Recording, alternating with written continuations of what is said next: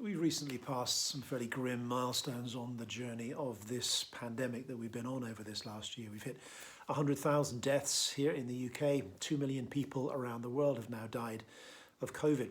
And that, of course, breaks down to individual people. In my own family, we've lost 3 beloved elderly relatives over this past year.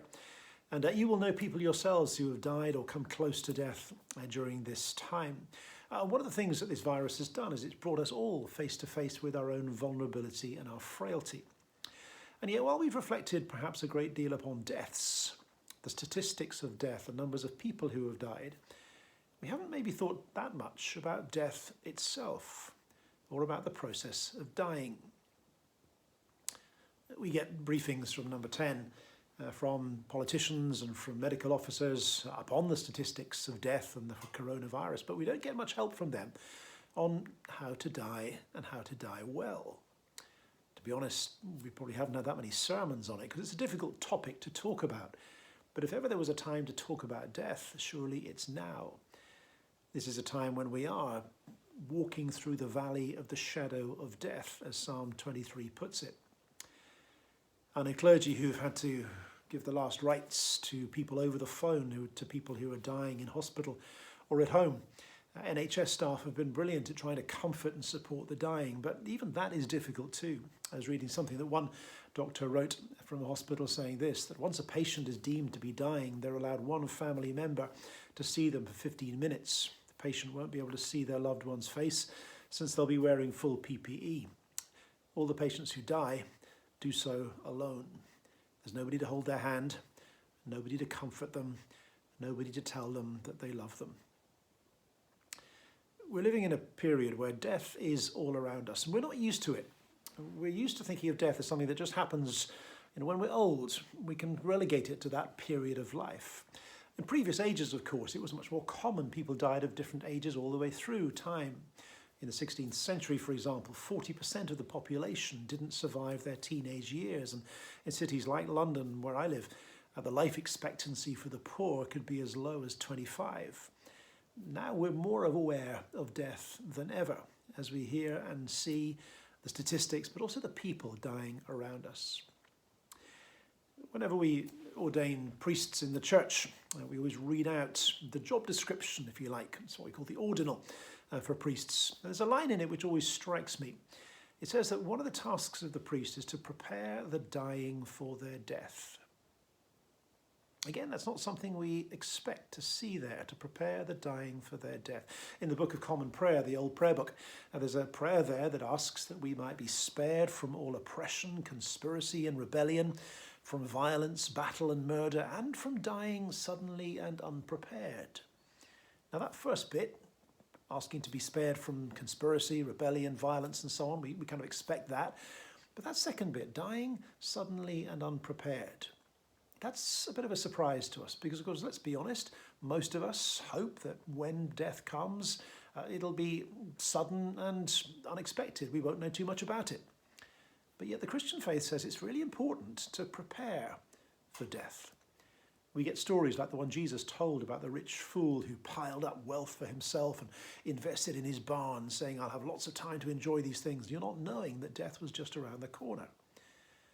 And the point he's making, and the point that many Christians over the years have made when they think about death, is that if you wait to think about death until you're dying, it's too late. The time to think about death is when you're healthy and well. Now, in fact, Christians in the past, and preachers and bishops and others, used to very often preach sermons on preparing to die. And I've been reading one or two of these sermons recently. They tend to be fairly pragmatic, fairly matter of fact. So they say things like simple bits of advice, make sure your finances are in order so there aren't any squabbles amongst your family and friends after you've gone. They will say things like, well, if there are people you're estranged from, people that you've got a broken relationship with, well, why not put it right now? Reach out, make a phone call, say sorry, because when you're in the COVID ward, it'll be too late to do that. But then they often say, think about life. I was reading something written by the playwright Dorothy Sayers a little while ago. She was writing about a different kind of lockdown during the Second World War, where people were huddled in air raid shelters waiting for the bomb to fall. She wrote this: cut off from mental distractions and cowering in a cellar with a gas mask under threat of imminent death comes the stronger fear and sits down beside us. What, he demands, rather disagreeably, do you make of all this? Is there anything you value more than life? It's a really important question to ask. Is there anything you value more than life? What really matters to you? The rich fool in Jesus' story invested in his barns, his finance, his wealth and his comfort, but in the last days of his life when he lay dying, those weren't of any great comfort to him at all. In fact, when we come towards the end of our lives, it tends to be things like relationships and family and the goodness that we do have or haven't done. Those are the things that really matter to us. There's that old joke that says that no one on their deathbed says, I wish I'd spent more time at the office. In fact, actually, when death comes, if it's to come soon, to have in our minds those things that really matter to us will enable us to focus upon them and hold on to them as we come to the end of our lives. But even still, if that's not the case, if it is that death is a long way into the horizon, it'll enable us to refocus up our lives on what really matters. I had a friend a number of years ago who very sadly died of cancer. He was a very successful man. He had achieved a great deal in his time.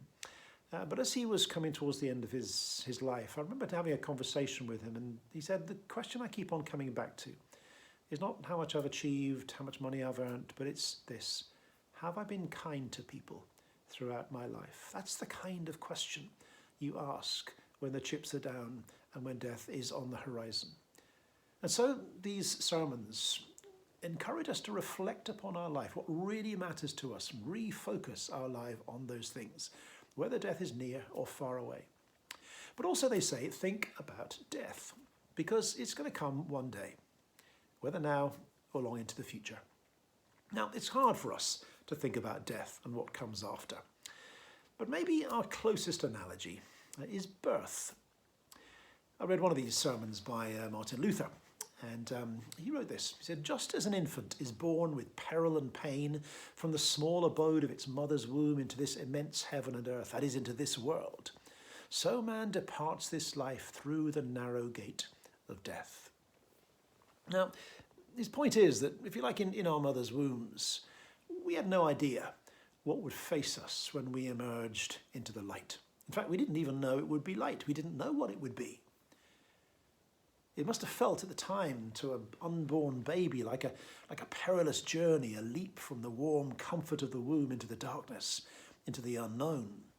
An unborn baby can't imagine running or trees or sky or friendship or anything like that. We know that at the other side of birth there's this amazing world that we can enjoy and live in, but we don't know that within the womb.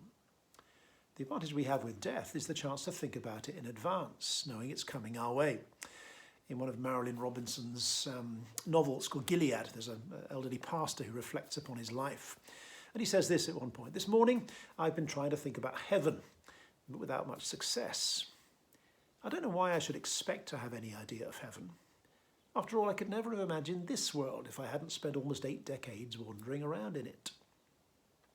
Now, of course, when we think about what lies beyond this life, we Christians do have a clue, because someone has walked this way before us. And we cannot think about the prospect of death without thinking of Jesus Christ, the one who died and was raised. And again, these sermons, and particularly this one from Martin Luther, says, when you come to the point of death, don't think about your sins, don't think about your mistakes, don't think about your failures, just dwell upon Jesus Christ. And that's for 2 reasons.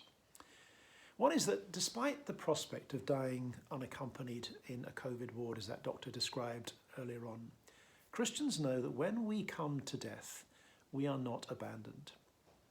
Luther's sermon puts it like this: no Christian should doubt that he is not alone. He can be certain that a great many eyes are upon him, first the eyes of God and of Christ himself, then also the eyes of the dear angels, of the saints and all Christians. It's why in the past many Christians received Holy Communion before they died. Here was something tangible, something to hold on to, a pledge that they did not face this journey on their own. Very often facing uncertainty or even facing our own mortality, we ask for a sign that somehow we're not abandoned.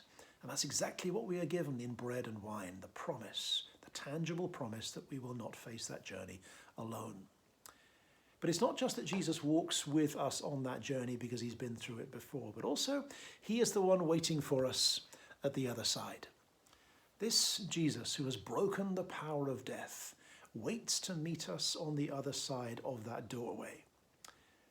As our scriptures tell us, that we rely not upon ourselves, but upon the God who raises the dead.